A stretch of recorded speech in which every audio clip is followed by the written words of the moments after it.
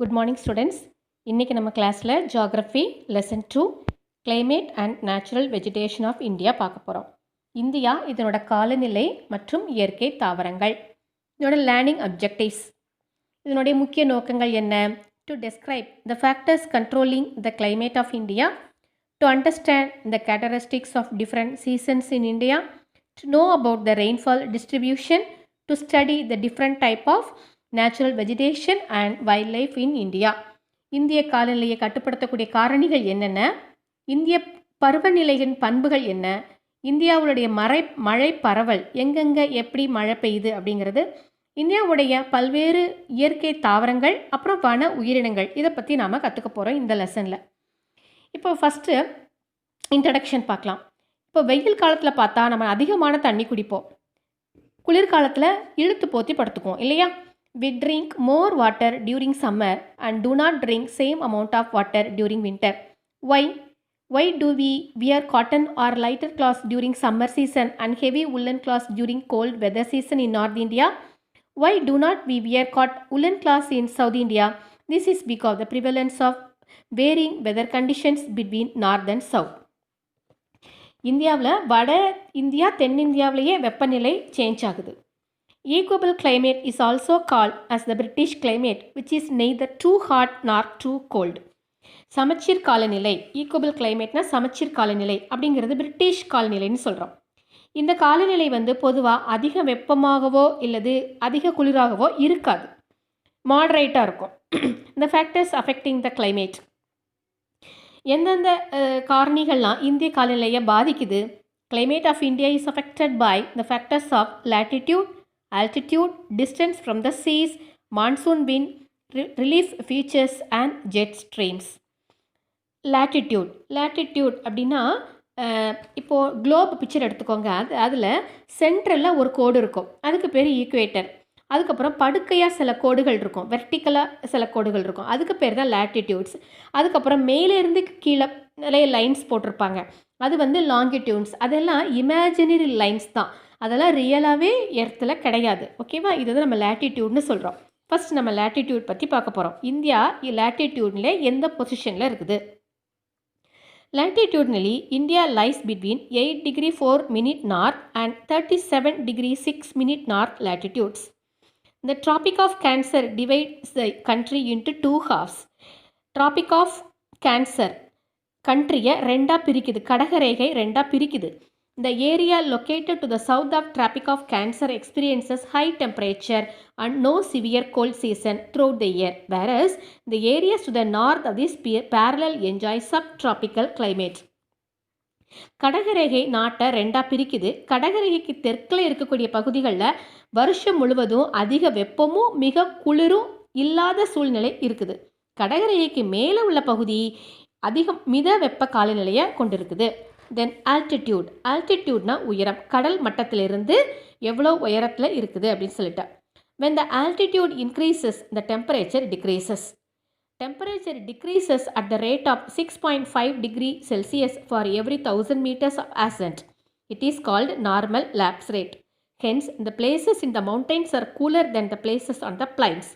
Ooty and several other hill stations of South India and the Himalayan ranges like Mussoorie, Shimla, etc. are much cooler than the places located on the Great Plains.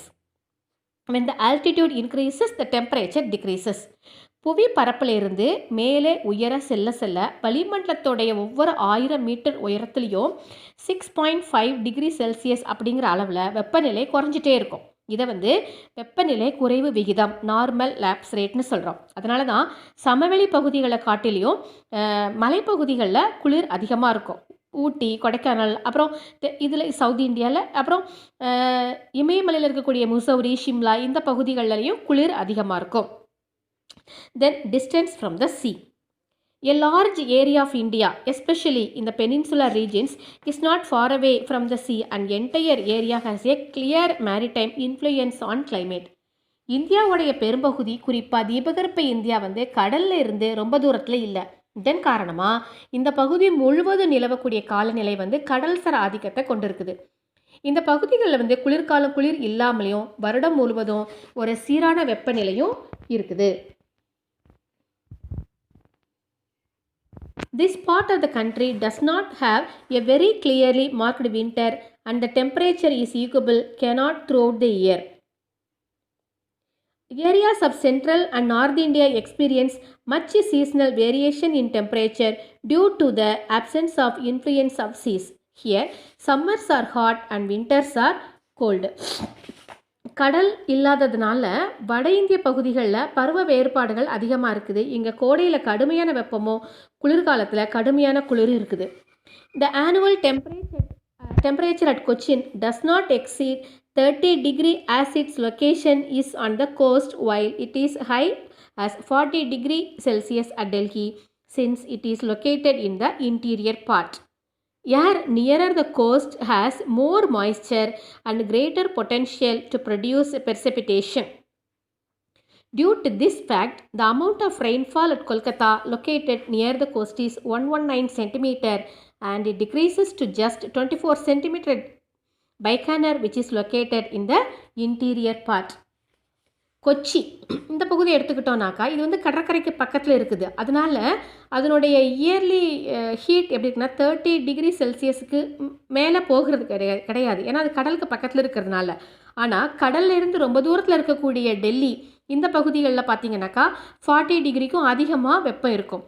கடற்கரை பகுதிகளில் காற்றோட ஈரப்பதம் அதிகமாக இருக்கிறதுனாலையும் அதிக மழை கிடைக்கிறதுனாலையும் இங்கே location இப்படி இருக்கும், கிளைமேட் இப்படி இருக்கும். ஆனால் டெல்லி வந்து கடற்கரைக்கு பக்கத்தில் இருந்தாலுமே மழைப்பொழிவு 119 சென்டிமீட்டர் இருக்கும். ஆனால் உள்பகுதியில் இருக்கக்கூடிய ராஜஸ்தானுடைய பிகானீர் இந்த பகுதிகளில் மழைப்பொழிவு எப்படி இருக்குதுன்னா 24 சென்டிமீட்டருக்கும் குறைவாக தான் இருக்குது.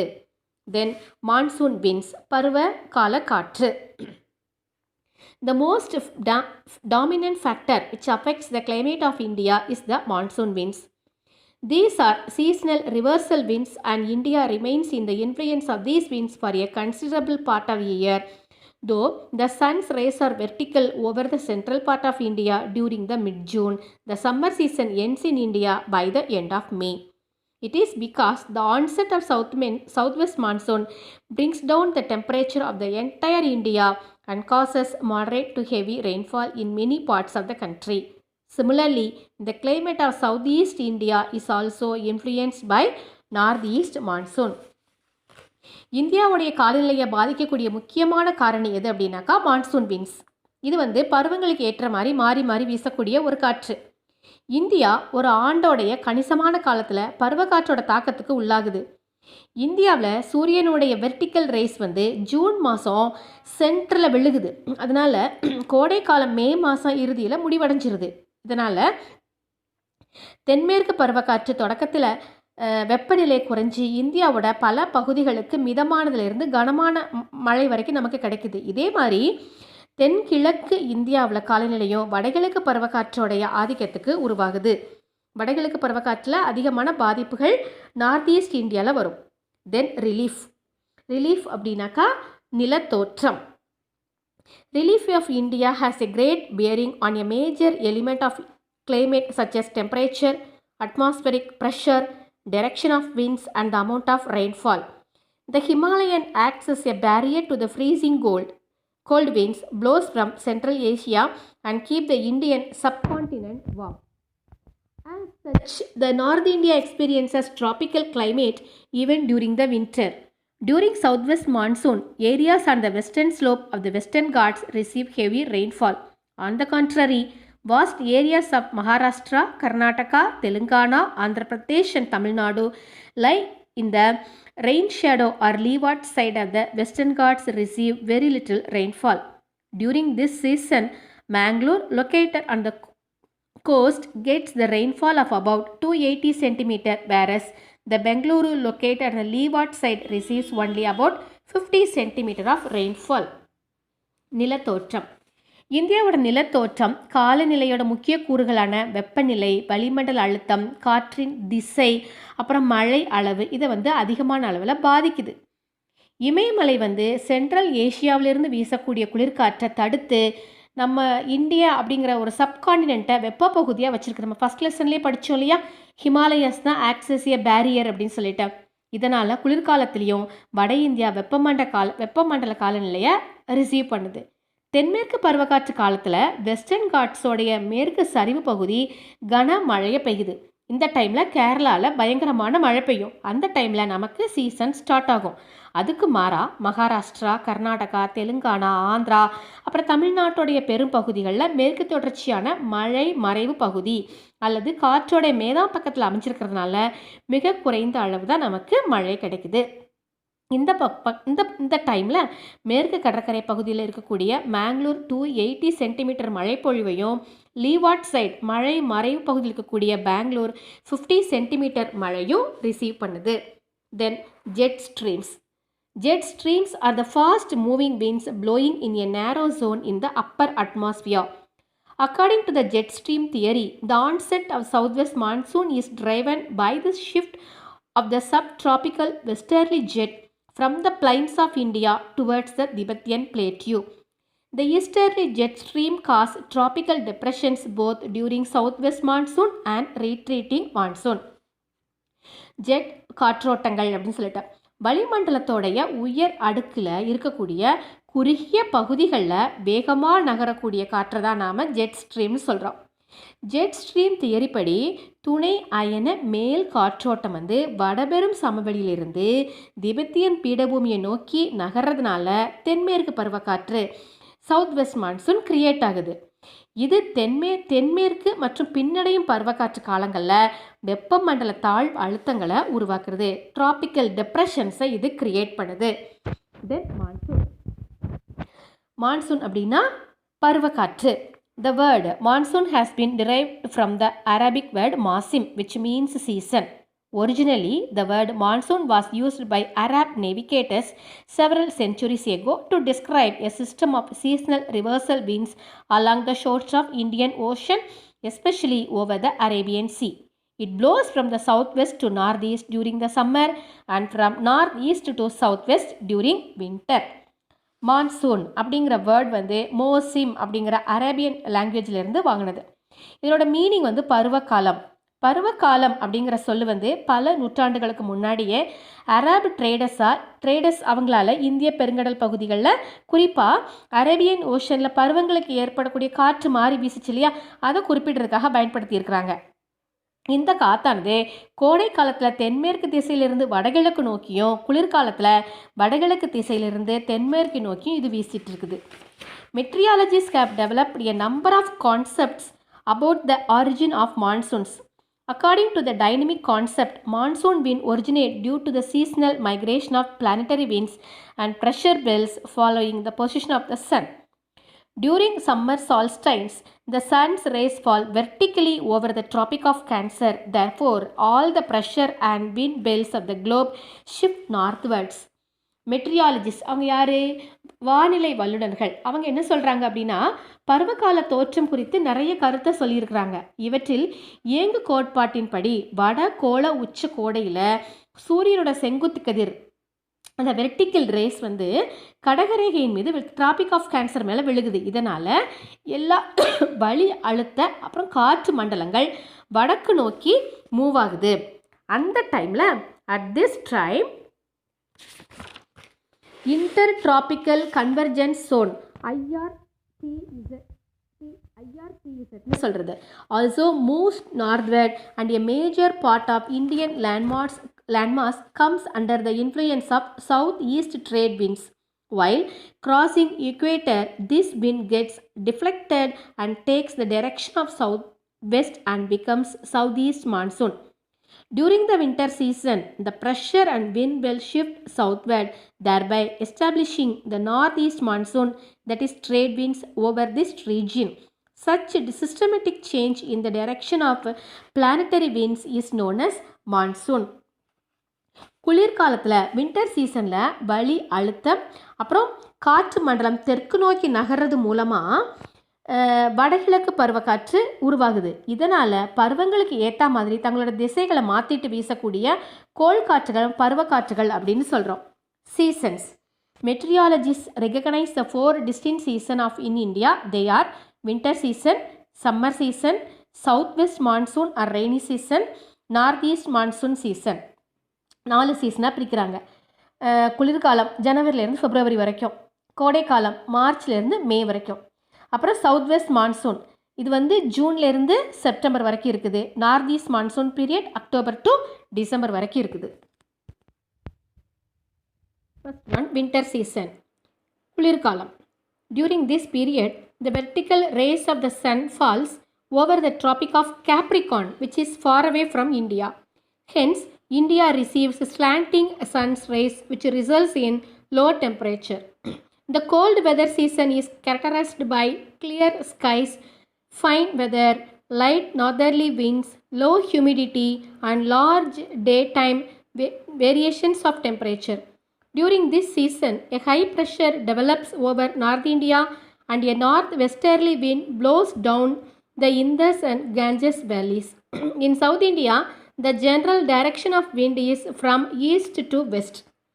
குளிர்காலம், இந்த காலத்தில் சூரியனுடைய ரேஸ் இருக்கு இல்லையா, அது வந்து டிராபிக் ஆஃப் கேப்ரிகான் மகர ரேகை மீது செங்குத்தாக விழுது. இதனால் இந்திய பகுதி சாய்வான சூரிய கதிர்களை பெறுது. இதனால் நமக்கு வந்து வெப்பம் வந்து குறைவான அளவில் இருக்குது. தெளிவான வானம், சிறந்த வானிலை, மென்மையான வடக்கு காற்று, குறைஞ்ச ஈரப்பதம், இது மட்டும் இல்லாமல் பகல் நேர வெப்ப வேறுபாடுகள், இதெல்லாம் இந்த பருவத்தோடைய ஒரு கேரக்டரிஸ்டிக்ஸ் பண்புகள்னு சொல்லலாம். இந்த பருவத்தில் வட இந்தியாவில் ஒரு உயர் அழுத்தம் உருவாகி காற்றானது வடமேற்கில் இருந்து சிந்து கங்கை பள்ளத்தாக்கு இருக்கு இல்லையா, அது வழியாக வீசுது. இதனால் தென்னிந்தியாவில் சவுத் இந்தியா பொறுத்த வரைக்கும் காற்றோட வீசை கிழக்கிலிருந்து மேற்கா போயிட்டுருக்குது. The rain during this season generally occurs over the western Himalayas, Tamil Nadu and Kerala. Western disturbances and associated through a westerlies are main rain-bearing system in northern part of the country. The jet stream plays a dominant role in bringing these disturbances to India. Western disturbances cause rainfall in Punjab, Haryana and Himachal Pradesh and snow rainfall in the hills of Jammu and Kashmir. This rainfall is very useful for the cultivation of winter wheat. மேற்கு இமயமலை, தமிழ்நாடு, கேரளா இந்த பகுதிகள் இந்த பருவத்தில் அதிகமான மழை கிடைக்குது. இந்த பகுதிகளுக்கெல்லாம் எங்கெல்லாம் இமயமலை, மேற்கு இமயமலை, தமிழ்நாடு, கேரளா இந்த பகுதிகளுக்கு குளிர்காலத்தில் மழை கிடைக்குது. இந்த காலத்தில் மத்திய தரைக்கடல் பகுதியில் உருவாகக்கூடிய மேற்கத்திய இடையூறுகளுடன் தாழ்வழுத்தங்கள் வட இந்தியாவுக்கு மழை தருது. இந்த காற்றை இந்தியாவிற்கு கொண்டு வரதில் ஜெட் ஸ்ட்ரீமுக்கு முக்கிய பங்கு இருக்குது. இந்த காற்றானது பஞ்சாப், ஹரியானா, ஹிமாச்சல் பிரதேஷ் இந்த பகுதிகளுக்கு மழையையும் ஜம்மு காஷ்மீரோடைய மலைப்பகுதிகளில் பனிப்பொழிவையும் தருது. இந்த மழையானது குளிர்கால கோதுமை பயிரிடுறதுக்கு ரொம்ப ஹெல்ப்ஃபுல்லாக இருக்குது. Then second one summer season, கோடைக்காலம். During this season, the vertical rays of the sun falls over the peninsular India. சூரியனுடைய செங்குத்து கதிர்கள் வந்து இந்திய தீபகற்பத்தின் மேலே ஸ்ட்ரைட்டாக விழுது. Hence, there is a steady increase in temperature from south to north. It is practically hot and dry in the entire country in the initial part of this season.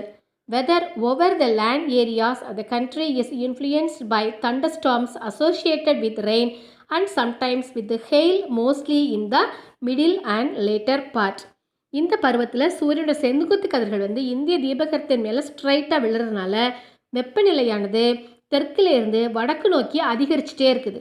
கோடை காலத்தோட முற்பகுதியில் நாடு முழுவதும் வறண்ட வெப்பநிலை இருக்கும்.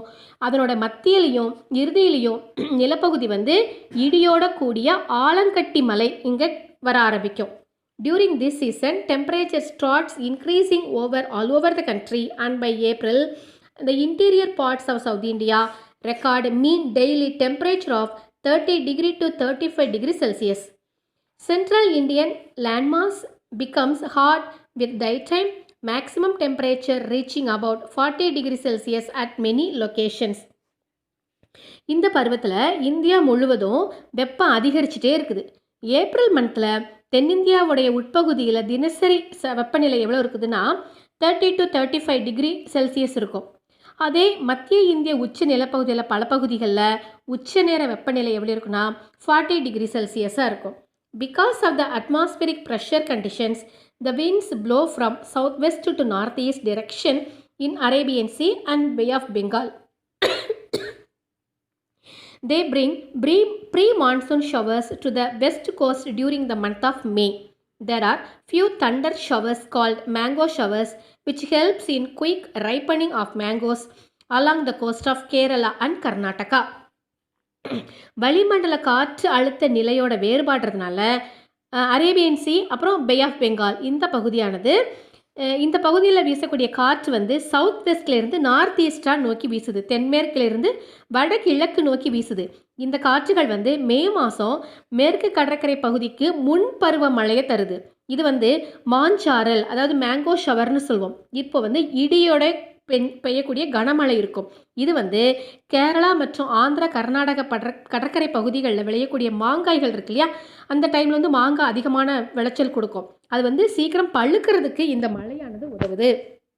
தென் Nor'westers or Kalbashakis are the local storms with thunder that blow from northwestern part of the rain lasting for the short durations. It occurs over the eastern and northern eastern part over Bihar, West Bengal and Assam during April and May. They approach the stations from the northwesterly direction.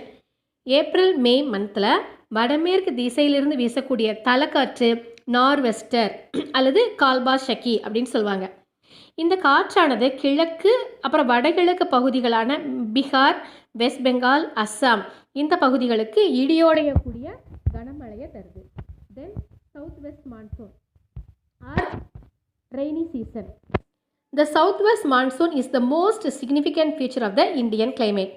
The onset of the monsoon takes place normally over the southern tip of the country by the first week of June, advances along the Konkan coast in early June and covers whole country by 15th June. The monsoon is influenced by global phenomenon like El Nino. தென்மேற்கு பருவக்காற்று காலம், இது மழைக்காலம்னு சொல்லுவோம். இந்திய காலநிலையோட முக்கியமான அம்சம் தான் இந்த தென்மேற்கு பருவக்காற்று. பருவக்காற்றுங்கிறது பொதுவாக ஜூன் ஃபஸ்ட் வீக்கில் இந்தியாவோட தென்பகுதியில் தொடங்கி கொங்கன் கோஸ்ட் இருக்கு இல்லையா, அந்த மும்பை அந்த சைடில் இருந்து அதுலேருந்து ஜூன் 15th செகண்ட் வீக்கில் இந்திய பகுதிகளுக்கு வர ஆரம்பிக்குது. இது உலகளாவிய காலநிலையான எல் நினோ தென்மேற்கு பருவக்காற்று காலத்தில் மிகப்பெரிய ஒரு தாக்கத்தை உருவாக்குது. இங்கே பாருங்கள், தென்மேற்கு பருவக்காற்று உங்களுக்கு தெரியும், இந்த பிக்சரில் பார்த்தீங்கன்னா அரேபியன் சீலேருந்து உருவாகுது, பே ஆஃப் பெங்கால் சவுத்லேருந்து நார்த்து நோக்கி போகக்கூடியதான் southwest monsoon winds. Prior to the onset of the southwest monsoon, the temperature in North India reaches up to 40 degrees Celsius. The sudden approach of monsoon wind over South India with lightning and thunder is termed as break or bustard monsoon. The monsoon wind strikes against the southern tip of the Indian landmass and gets divided into two branches. One branch starts from Arabian Sea and the other from Bay of Bengal. தென்மேற்கு பருவக்காற்று தொடங்குறதுக்கு முன்னாடி வட India, north இந்தியாவோட வெப்பநிலை வந்து 46 degree வரைக்கும் increase ஆகுது. இந்த பருவக்காற்று வந்து இடி மின்னலோடைய துவங்க ஆரம்பிக்கும் தென்னிந்தியாவில். இது வந்து பருவமழை வெடிப்புன்னு சொல்லுவாங்க, பிரேக் அல்லது பர்ஸ்ட் ஆஃப் மான்சூன் சொல்லுவாங்க. இடி மின்னலோட வருது இல்லையா, அதனால் பருவமழை வெடிப்புன்னு சொல்லுவாங்க. இந்த காற்றானது இந்தியாவோட தென் முனையை அடையும் போது 2 கிளையாக பிரியுது. ஒன்று வந்து அரேபியன் ஓஷன் வழியாகவும் இன்னொன்று பே ஆஃப் பெங்கால் வழியாகவும். தெரியுதா, அரேபியன் சி, பே ஆஃப் பெங்காலில். Next, the Arabian Sea branch of southwest monsoon gives heavy rainfall to the west coast of India and it is located in the windward side of the Western Ghats. The other part which advances towards north is obstructed by Himalayan mountains and results in heavy rainfall in north. As Aravalli mountain is located parallel to the wind direction, Rajasthan and western part do not get much rainfall from this branch. தென்மேற்கு பருவக்காற்று வந்து அரபிக்கடல், இந்த Arabian சீ இருக்கு இல்லையா, அதனோட மேற்கு தொடர்ச்சி மலையின் மேற்கு சரிவுகளில் மோதி கேரளாவுக்கு இது பயங்கரமான மழை கொடுக்கும். சவுத் வெஸ்ட் மான்சூனால் அதிகமாக மழை பெறக்கூடியது கேரளா. இந்த கிளையானது வடக்கு நோக்கி கொஞ்சம் கொஞ்சமாக மூவ் ஆகி இமயமலையால் தடுக்கப்படுறதுனால வட இந்தியாவுக்கும் நார்த் இந்தியாவுக்கும் பயங்கரமான கனமழை இருக்கும். ஆனால் ஆரவல்லி இருக்கு இல்லையா, அந்த ராஜஸ்தான் பக்கத்தில் இருக்கக்கூடிய ஆரவல்லி பிரான்ச், அங்கே வந்து இந்த காற்று வீசக்கூடிய ஆரவல்லி மவுண்டெயின் இந்த காற்று தடுக்கிறதுனால ராஜஸ்தான் பகுதிக்கு மழையோட அளவு கம்மியாக தான் இருக்கும். Then the Bay of Bengal branch moves towards North India and Myanmar This wind is dropped by a chain mountains, namely Garo, Kashi and Jaintia are mainly responsible for the heaviest rainfall caused Mawsynram located in Meghalaya. வங்காள விரிகுடா கிளை வடகிழக்கு India அப்புறம் மியான்மரை நோக்கி வீசுது. இது காசி, காரோ, ஜெயந்தியா இந்த குன்றுகளால் தடுக்கப்பட்டு மேகாலயாவில் இருக்கக்கூடிய மோசின்ரம், மிசோரம்னு சொல்லுவோம் இல்லையா, இந்த பகுதிக்கு பயங்கரமான மழையை கொடுக்குது. Later on this wind travel towards west which results in decrease in rainfall from east to west. Overall about 75% of Indian rainfall is received from this monsoon. இந்த டைமில் அதுக்கு பிறகு மிசோரமுக்கு பயங்கரமான மழையை கொடுத்துட்டு இந்த காத்தானது கிழக்கிலிருந்து மேற்கு நோக்கி நகர ஆரம்பிக்கும் போது மழையோட அளவு என்ன செய்யும், கொஞ்சம் கொஞ்சமாக குறைய ஆரம்பிக்கும். இந்தியாவுடைய ஒட்டுமொத்த ரெயின்ஃபால் ரிசீவ் பண்ணுறதுல 75% இந்த சவுத் வெஸ்ட் மான்சூன் மூலமாக நமக்கு கிடைக்குது. லாஸ்ட் நம்ம பார்க்க போகிறது நார்த் ஈஸ்ட் மான்சூன், வடகிழக்கு பருவக்காற்று காலம். The southwest monsoon begins to retreat from North India by the end of September due to the southward shifting pressure belts. The southwest monsoon wind returns from Indian landmass and blows towards Bay of Bengal. The Coriolis force deflects this wind and makes it to blow from northeast. Hence, it is known as northeast monsoon or pre-monsoon. The season is associated with the establishment of the northeasterly wind system over the Indian subcontinent. Andhra Pradesh, Tamil Nadu, Kerala and South India Karnataka receive good amount of rainfall, accounting for 35% of their annual total.